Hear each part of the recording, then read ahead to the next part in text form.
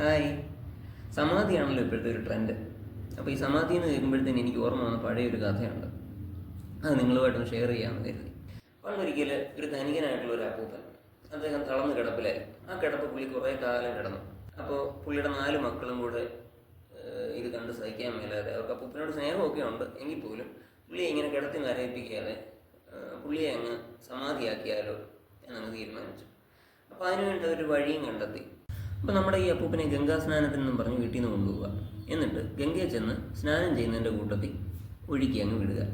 അപ്പം ഗംഗാ സ്നാനത്തിൻ്റെ പുണ്യം കിട്ടും, പുള്ളിക്ക് ഈ നരകയാതനയൊന്നും അനുഭവിക്കേണ്ടിയും വരത്തില്ല. അങ്ങനെ മക്കളെല്ലാവരും കൂടെ തീരുമാനിച്ച് ഈ അപ്പൂപ്പനെ കൊണ്ടത് പറഞ്ഞ് സമ്മതിപ്പിച്ച് കൺവീൻസ് ചെയ്ത് ഗംഗാ സ്നാനത്തിന് പോയി. അങ്ങനെ ഇവരെല്ലാം കൂടെ ഗംഗയുടെ തീരത്ത് ചെന്ന് ഒരു കട്ടിലയിൽ ഇങ്ങനെ കിടത്തി 4 വക്കത്തുമായിട്ട് ഓരോ മക്കൾ വീതം പിടിച്ച് ഇവർ 4 പേരും കൂടെ പുള്ളിയെ എടുത്തുകൊണ്ട് കുളിക്കാനിറങ്ങി.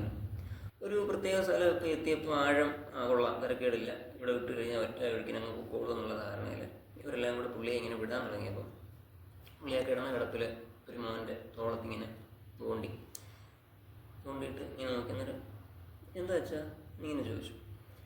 അപ്പോൾ ആ അപ്പൂപ്പൻ ചെറുതായിട്ട് പറഞ്ഞു, സ്നാനം ചെയ്യാൻ ഇതിനേക്കാൾ ബെസ്റ്റ് സ്ഥലം ഇച്ചിരൂടെ മേളിലാണ്, അവിടെ ഞാൻ എൻ്റെ അച്ഛനെയും കൊണ്ട് സ്നാനത്തിന് വന്നത് എന്ന്.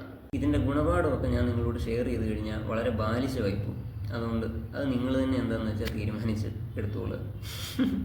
ബൈ.